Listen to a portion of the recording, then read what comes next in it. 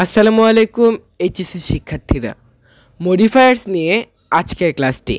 এটি English second paper এর item number 9A মানে 9 নংয়ে থাকবে। মডিফায়ার্সটি নিউ আইটেম হওয়ায় আমাদের মধ্যে একটা ভয় কাজ করে যে হয়তো এটা খুব কঠিন।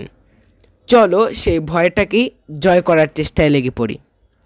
প্রথমেই মডিফায়ার জিনিসটা কি তা বুঝে নেই। মডিফায়ার ওয়ার্ডটি হলো নাউন, এর ভার্বটি হলো মডিফাই। মডিফাই অর্থ হলো বিশেষায়িত করা বা পরিবর্তন করা, আর মডিফায়ার অর্থ হলো পরিবর্তক।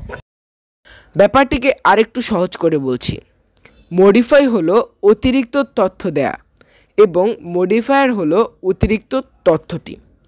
এখন প্রশ্ন আসছে যে কি বা কাকে মডিফাই বা অতিরিক্ত তথ্য দেব। হ্যাঁ, এখানে একটি ওয়ার্ড থাকবে যে ওয়ার্ডটিকে আপনাকে তথ্য দিতে হবে। ধরেন বয় ওয়ার্ডটিকে আপনি মডিফাই করতে চান। এখন আপনি বয় সম্পর্কে তথ্য দিবেন বা মডিফাই করবেন।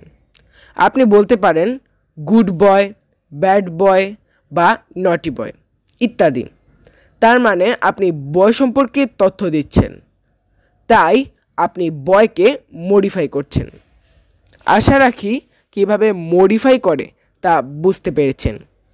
এবার আপনার সরল মনে হয়তো এই প্রশ্নটা জাগছে যে এখানে ব্যবহৃত গুড, ব্যাড, নটি এগুলো তো অ্যাডজেক্টিভ, এগুলো মডিফায়ার হয় কিভাবে? হ্যাঁ, মডিফায়ারগুলো অ্যাডজেক্টিভ বা অ্যাডভার্ব হিসেবেই বসে। আরও কিছু টেকনিক্যাল টার্ম আছে, সেগুলো পর্যায়ক্রমে ক্লিয়ার করব ইনশাল্লাহ। এবার আসি মডিফায়ার এর ক্লাসিফিকেশানে। মডিফায়ারটি যে ওয়ার্ডটিকে মডিফাই করবে সেই ওয়ার্ডটির আগে বসে মডিফাই করতে পারে, আবার সেই ওয়ার্ডটির পরে বসেও মডিফাই করতে পারে।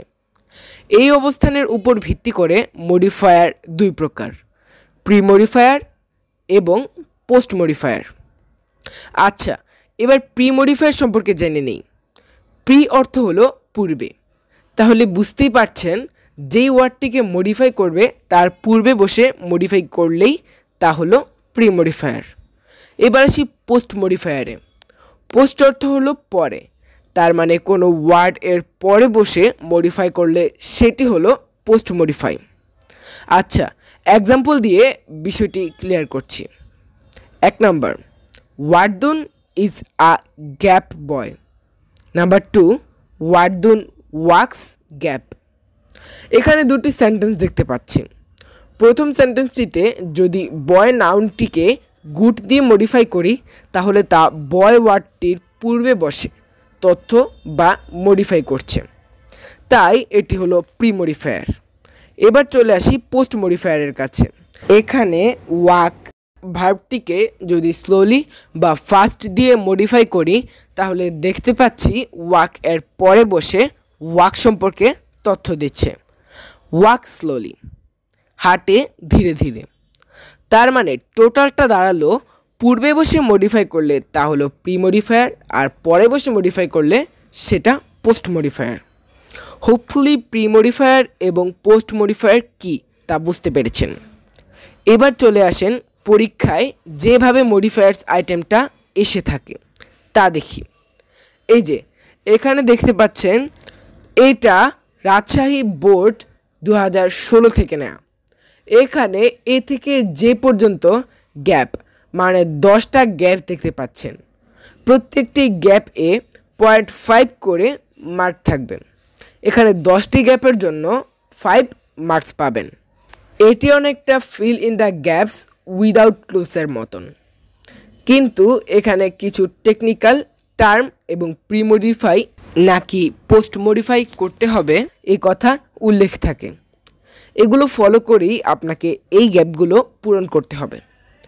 এই যে এখানে নাম্বার এ গ্যাপে বলা হয়েছে use a noun adjective two pre modify the noun. এভাবে প্রায় সবগুলোতেই ইনস্ট্রাকশন দেয়া থাকবে।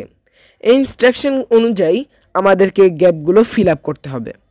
তাই আমাদেরকে প্রথমে এই টেকনিক্যাল টার্মগুলো সম্পর্কে জানতে হবে। ইনশাআল্লাহ আমরা নেক্সট পার্টে টেকনিক্যাল টার্মগুলো সম্পর্কে জানব। এই ক্লাসটি আর লেন্দি করে আপনাদেরকে বোর করছি না। ভালো থাকবেন সবাই। আল্লাহ হাফিজ।